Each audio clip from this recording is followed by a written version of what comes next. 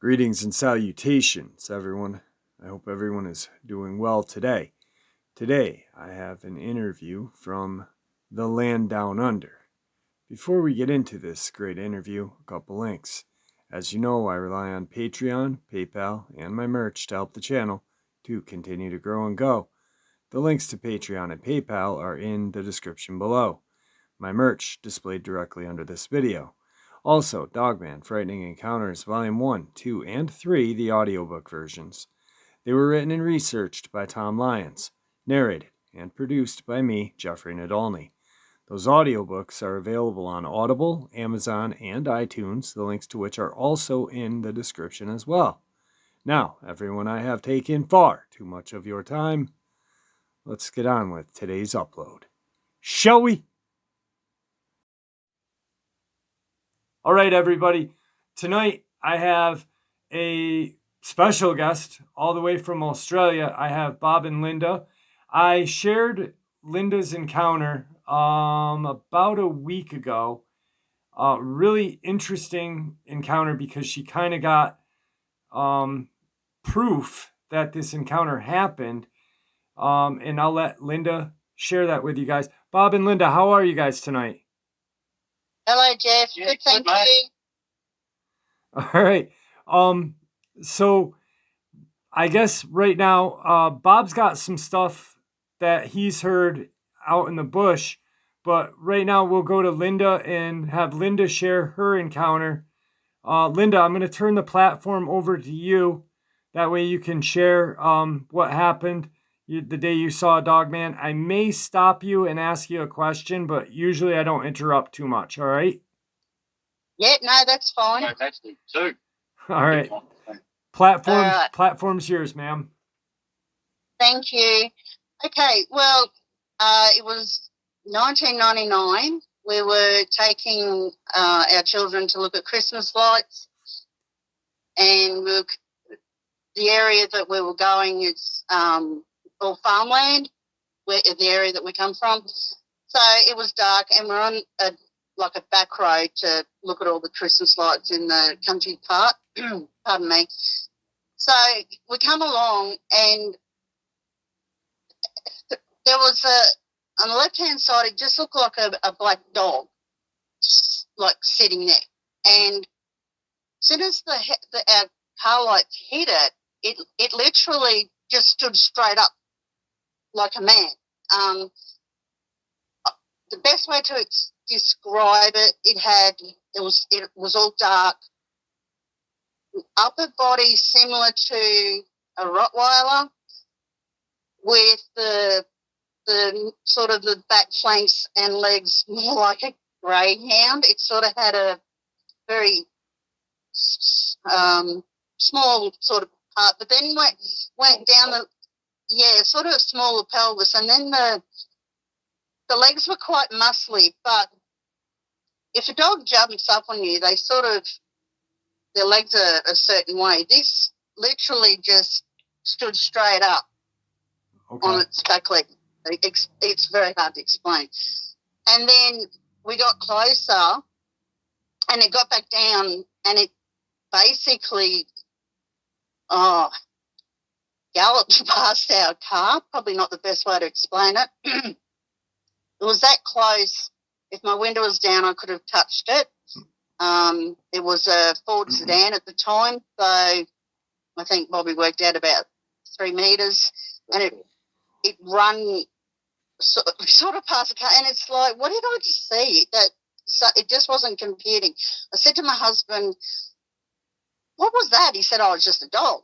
And I thought, yeah, dogs don't stand up like that and then fall back down and run past the car. So my 7-year-old was sitting in the back, and as I looked in the revision in the side mirror, it did the same thing. It literally just stood straight up and was staring at us driving away. And I'm like, okay, and I just couldn't comprehend what was happening. And I thought, and for years, and I never told anybody, and for years and years I've kept it to myself. And then Bobby was listening to your channel, and he decided, well, would you like to put the story out there? And yeah, so it's only sort of him and talking to you. So we were talking about 12 months ago, and my daughter come out. She's now 30. She come out and she said, oh, what are you listening to? And Bobby explained it to her, and she said, oh, that's like that thing we saw when we were Christmas light looking.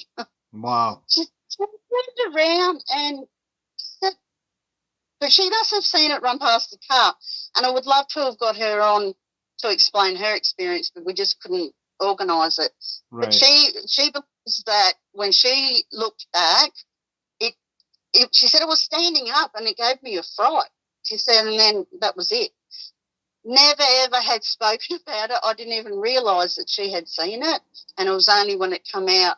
And Jeff, literally, I was floored, because for years I thought, oh no, you know what I mean? That just didn't seem right. Yeah, trick of the eyes or something like that. As far as its facial features, I really couldn't tell you, because it was within the whole moment as it was going. Mm-hmm. To me, just as I said, looked like a dog, very, very slim waist, high up, but different shaped legs, and they were quite muscly. But when it dropped down, and I don't know more like a gorilla, how they lope along. Yep. If that makes sense. Yeah. So that was it. And then for her to confirm that, I thought, oh wow, okay. Yeah. That was a big day, that one. Now I know you were driving, so like height and weight is kind of a hard thing to judge, but how tall would you say it was? Well, we'll see. Hubby was driving, so he didn't get much. He didn't see it, but it's maybe. I'm really bad. It was like 3 foot high at the shoulder when it was on all fours. Maybe 6 foot, Jeff. I'm at a guess. Okay. Like a large man size kind of. Yes, yeah, like a 6 foot man standing there, and very broad shouldered and sort of tapered down at the waist. Okay. And quite muscly legs. All right. Now, when you were, I know it was nighttime. Yeah. I'm assuming maybe there was some sort of reflection from the light on this thing's eyes. Were the eyes normal, or could you remember anything about the eyes? No, I honestly couldn't say anything about the eyes. It was just the overall. Oh, what is that? Right. And it happens so quick. It's like a flash, and you think, did I really see that? Yeah. So yes, I did. My daughter has confirmed. Yeah, and that's even crazier for your daughter, like 20-something years later, to confirm, hey, I remember that. I can just imagine your jaw probably just dropped down. I was gobsmacked. I just went, wow, yeah. And she said, yeah. She said it gave me a fright at the time, and I never ever said anything. And I think it was, I guess, because of the excitement of Christmas light looking, and at 7, something comes in your head and then it's gone as quick. So yeah, it just reminded her listening to your stories. Wow, that's awesome. That's so cool. Yeah. That's so I was happy. As I said, I've never told anybody, but then Bobby said, well, would you like to put it out? And I thought, well, why not? Because after we saw the bloody second one. Yeah, because if someone around that time may think that they had seen something, and hopefully they can come forward. Every person that has an experience and can come forward, it builds the community bigger. Yeah. And I think we need to be aware of really what's out there. Yeah, it validates, it validates people's, one person sees it, then another person, and you've got kind of a group at that point. All right, we've got 2 people, and then another person. Yeah, it's definitely. Yeah. And giving them the encouragement, because for years I've kept it to myself, and hopefully if I can, talk about it, then maybe other people might start, okay, it's time to tell our story. And as I said, it builds a community. Yep, absolutely. Absolutely. Well, I appreciate you sharing that with me. Thank you. And it's crazy that when Bob sent me that, I was kind of like, wow, that's 20 something years later, and her daughter says, I remember that. It's that must have, Yeah. at least that kind of, that was like, now you're like, I'm not crazy. I did see that huge dog thing.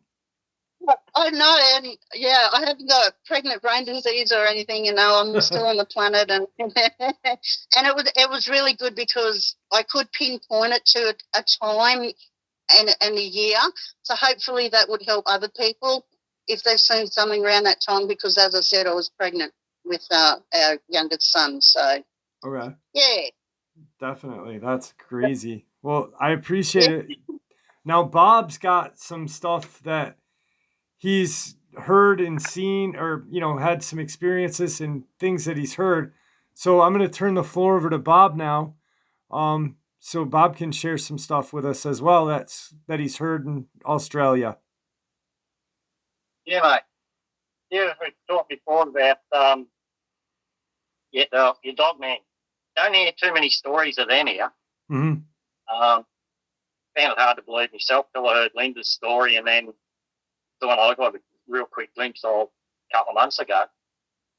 But been listening to stories about yowies in Australia, which are our version of Sasquatch. Don't think they generally as big as the ones over there, probably because there's not much food for them either. Just wallabies and roos. They haven't got anywhere near the game you've got over there. Right. But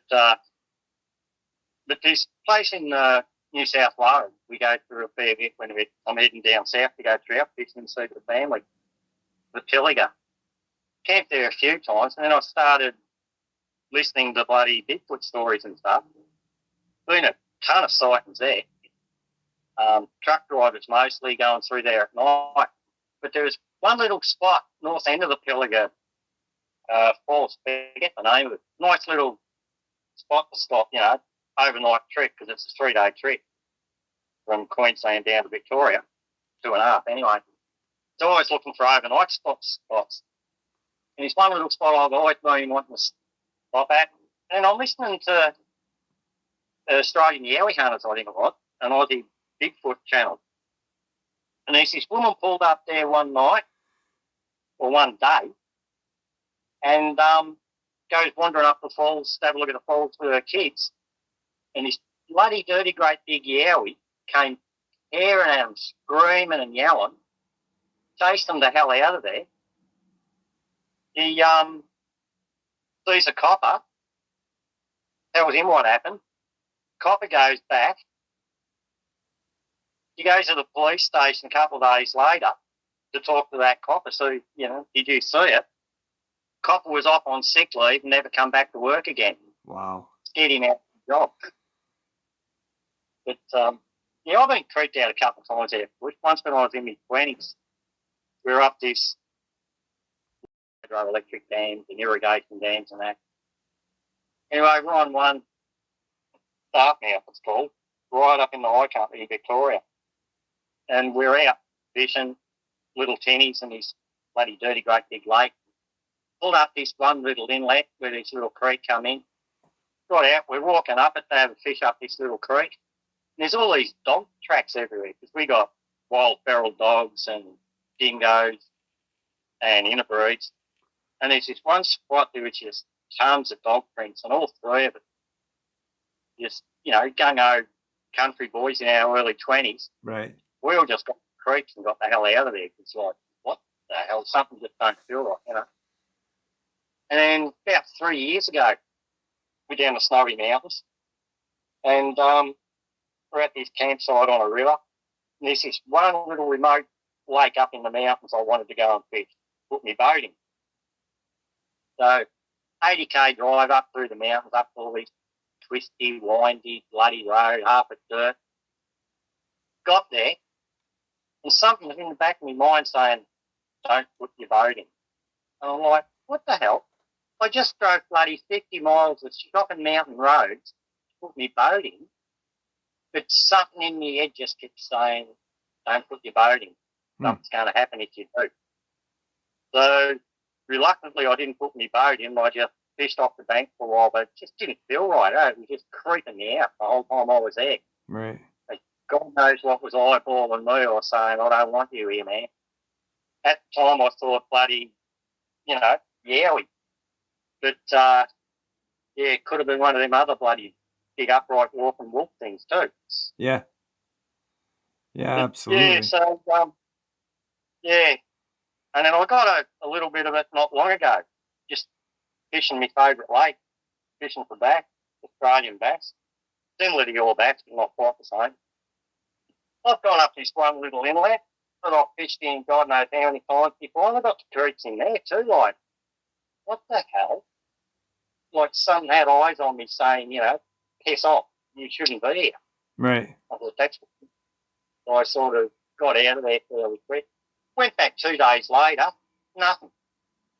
So something was eyeballing me there too. So, yeah. Yeah, that's But, definitely, in stateside. Well, I mean, you've listened to the channel.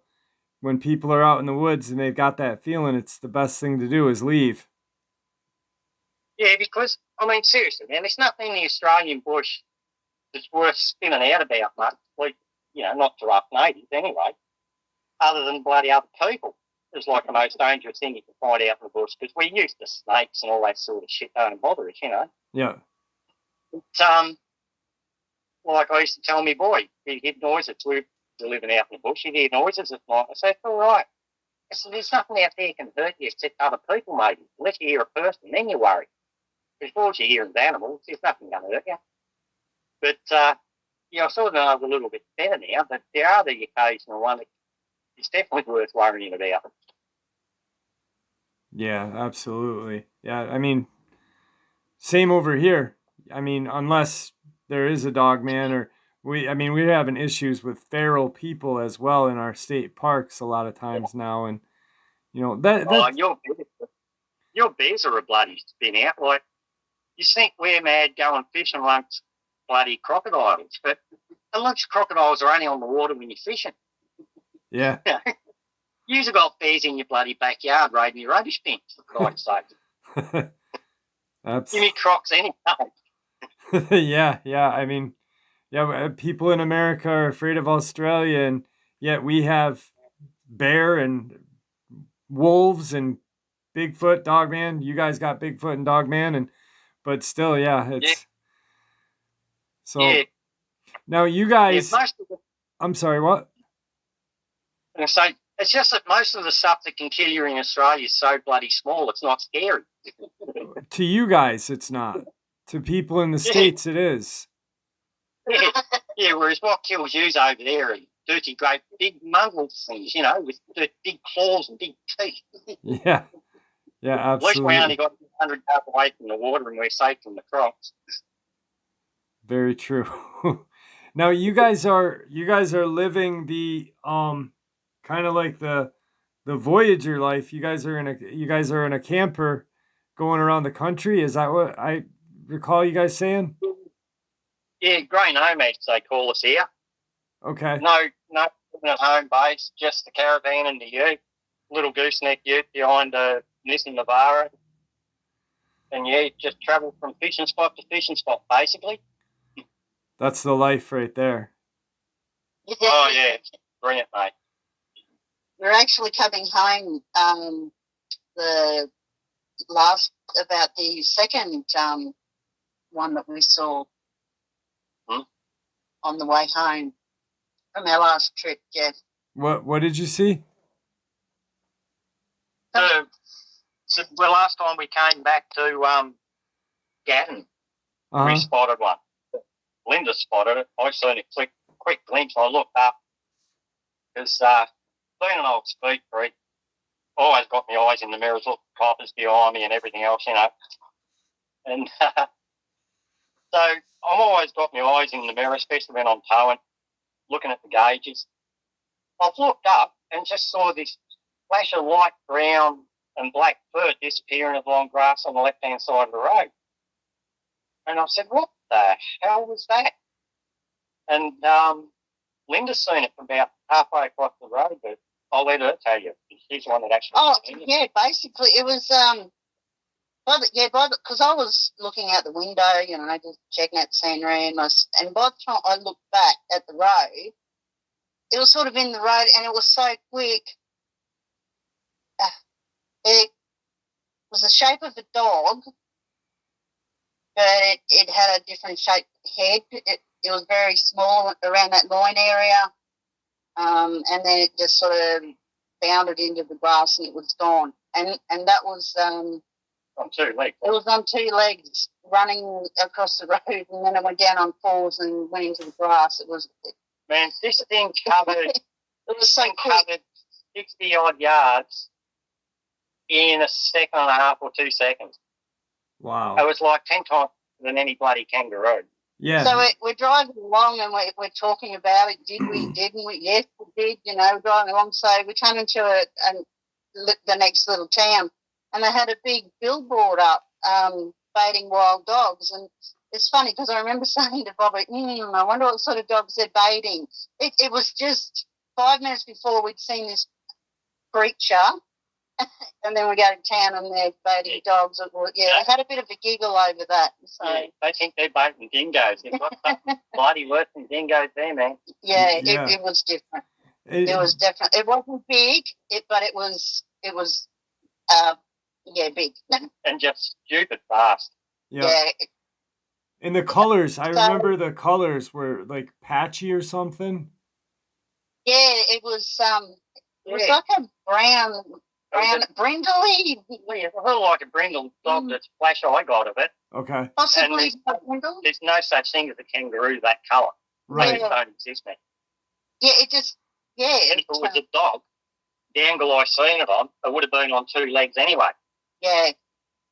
Couldn't have, if it was a dog, I wouldn't have seen it where I saw it. No dog moves like that.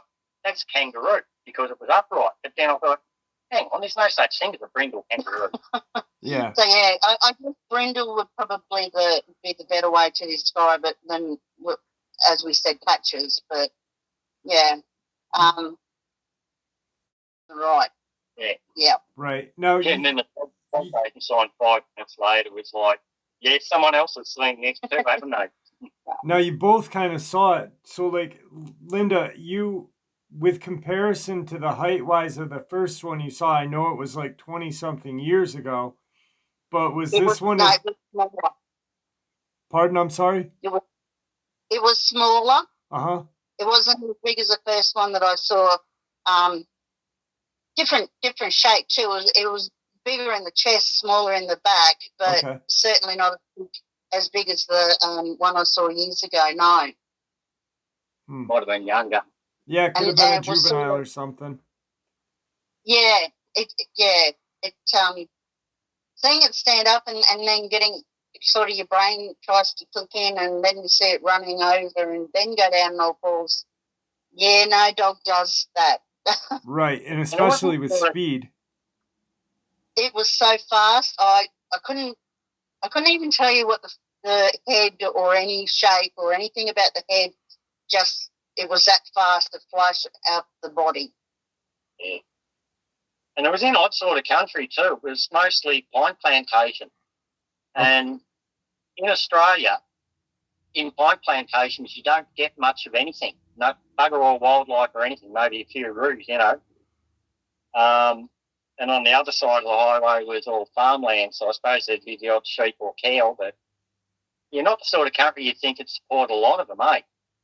Right, yeah. Maybe that's another reason why it was so small, is because there wasn't a lot of other, No. Yes. Not a lot of tucker for it, Yeah. Yeah. Didn't make it any slower, though, I can tell you that. And then the coincidence, I mean, what's the coincidence there? There's a sign with baiting dogs, Yeah, baiting wild dogs. Yes, we aren't the only ones that have seen that thing and seen the results of it tearing into livestock. Yeah, baiting wild dogs. And we sort of had a bit of a giggle. I said, that's just too much of a coincidence. So that's odd. Yeah. Absolutely. Now, speaking of, one of you guys mentioned, do you guys get a lot of like in the news or in the paper over there, do you guys get a lot of reports of like livestock mutilations or no? No, No, no, not that we're aware of. Okay. We don't watch mainstream no. TV. We But, don't see the news or. but Okay. even though, growing up all over the years, no, it's not really a thing here as far as I know. Okay. All right. But then you do get a lot of stock torn up by bloody wild dogs. Right. Mm. So, of course, if anything else was out there ripping up the stock, it'd just be reported as a wild dog attack. Yeah. Yeah. But no, the actual animal mutilation type phenomena, no, haven't heard of that No, either. we're not aware of that. Wild and stock being killed by wild dogs is common as buggery. Okay. Now, how big are the wild dogs over there? Like, what's the average size of a wild dog? Your average wild dog would be maybe smallish Labrador size. Dingo, sorry. Like a dingo's the size of like skinny Labrador. Okay. So like Okay. 60 What else? pounds, somewhere around there? Yeah, maybe. Maybe. Dingoes aren't real dogs. Yeah, maybe. 6 pounds, 30 kilos. Yeah, maybe something around that. They're not a real big dog. Apparently they're an Asian wolf, Okay. the dingo. So, but a lot of the wild dogs you get here are just plain straight out feral. So, you get German Shepherds, dogs that size, and then they interbreed with the dingoes. It's getting hard to find a purebred dingo in parts of Australia because there's so many feral dogs they breed with. Right. Like we have coy dogs over here. There's, they were coyotes and now they're coy dogs because they're breeding with dogs that ran away from their owners and stuff like that. So yeah. Yeah, and the interbreeds and the ferals are a lot more dangerous than the dingoes. So dingoes generally don't go near people. They're scared shitless of people. Okay. Except places like Fraser Island where there's tons of tourists. And people feed them, And which is the wrong thing to Some do. tourists feed them, they get used to people. But out in the bush, dingo gets wind to you, it's gone, man. Huh. But feral dogs, they'll have a go at you. Really? I know a couple of farmers that have been stalked by feral dogs. Had one in front attracting his attention while the other one snuck up behind him. So, but yeah, they're basically just, average size domestic dogs gone wild. Okay. All right. And bred in the bush too, but yeah. Yeah, so there's not a very large, like you said when we were talking, with the crocodile would be the biggest predator kind of. You don't have bear, you don't have wolves. The largest predator over there, land predator, would be a feral dog. Yeah, unless you class pigs. I mean, we got wild pigs. They Right. can be nasty in some places too, but I mean, people getting attacked by pigs is few and far between. Yeah, absolutely. Yeah, the dogs are your biggest worry out bush. Okay, all right. Yeah. Huh. But, not that big. They're not as big as your wolves get. No. I mean, we've got wolves 200 pounds sometimes. People have spotted. That's just like an average house We dog, got nothing like that here. house dog. Yeah, German Shepherd size would be the biggest you'd normally see. all right. Which is bloody. That's still that's big for being out in the woods or the bush. Yeah. Coming across something like that. So, well, do me a favor. Dingo. Do me a favor, please. If you guys are, I know you're heading home in your caravan very soon, but if you guys go back out, please keep me in the loop if you see anything on your road trips, because I'd love to hear more from you. We're going to kind of end the interview now. Do me a favor, don't hang up. But is there anything that you'd like to say to the audience? Oh, just, Be careful. Be careful. We have got them in Australia. They're few and far between. Like, I've been poking around the bush all my life. I'm 61 now, and I've spent more time in the bush than not in it. And I've only ever seen a a quick glimpse of one. Mm-hmm. Something creeps you out in the bush, just turn around and go back tomorrow, Yeah. And I think, people are out there that have stories they've kept to themselves. Bring it out and, make the community bigger, make people aware for their own safety. Absolutely. Yeah, you got to know these things are out there. Yeah. But yes, we will certainly keep you up to date. Yeah. Yep. I appreciate you. I really do. Yeah, thanks, mate. Okay, thank you. Thank you. Don't hang up, okay? No problem. All right, guys. So, like I said, I narrated Bob and Linda's encounters just recently when I was doing new subscriber encounters. I know there was kind of some distortion, but I kind of wanted to share with you like the locations. Now, the sighting that Linda had with her first husband was in the area of Mulgawe area in Queensland. Now, there is actually some sightings of a creature called the Mulgawe Yahweh for a while out there. The crazy thing is that what she saw, I'll just quickly, she saw what looked like a bloody big dog on the side of the road about 30 yards ahead, which stood up on its hind legs when the headlights hit it. As the car got close, it dropped down onto all fours and ran alongside of the car for a few seconds at about 50 miles an hour, close enough for her to touch it with the window down. It stopped. Then, as the car went past, it stood up again, which she saw by the light from the taillights in the rearview mirror, or the side rear view. While it was running, its back was higher than the window sill on a Ford Falcon, around 4 feet. It was at least 6 feet tall when standing. It reminded her of a muscular Rottweiler with a slender waist. It ran, or more accurately, loped, with the gait more like a rabbit or a hare, front legs moving together than the rear moving together. 20-something years later, 23 years later, her daughter is visiting with them. Bob is listening to my show and says, "What are you guys listening to?" And they kind of explain to her. And she says, "That's what we saw when I was 7 when we were looking at Christmas lights, going to get Christmas tree." So there's confirmation. And then in the area of, they were traveling back to Gatton, one of Bob's favorite fishing places. We were about 10 to 15 minutes from Crow's Nest on a 2-lane road and a pine plantation. They saw what looked like a dog running on 2 legs. The way they described it.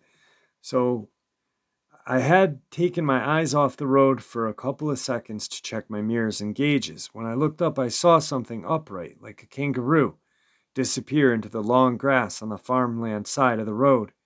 I only got a glimpse of its back, but the color was wrong for a roo. It was light brown with patches of black, like a brindled dog. No kangaroo could move that fast to cross that distance from the pines to the farm fence in 2 seconds tops. I said, "What is that?" to Linda. Linda said she only saw it from about halfway across the road. It looked like a large dog running at a ridiculous speed on its hind legs. She described the coloration as the same way. It was about 5 to 6 feet tall, if that. Its body shape was a bit like a greyhound, large chest and small waist, probably 5 feet. But then shortly thereafter, as they're driving, they see like a billboard that says a sign warning for wild dog baiting in the area. And Linda's comment to Bob was, "What sort of dogs are they baiting?" There weren't bloody dogs, that's for sure. So that's what's going on in Australia. Super nice people. I talked to them for a little while after. They are living what they call the gray nomad life, which they are traveling around with a ute and a caravan behind it, which is just a camper, and going to their favorite fishing spots. So hopefully they don't see anything more, but if they do, they're going to keep us in the loop. So, Dogman fam, what a great interview. I had fun, and I hope you guys did as well. With that, please practice kindness. May the Great Spirit watch over us all. May He guide us down that path that we call life. Until later on tonight, my friends.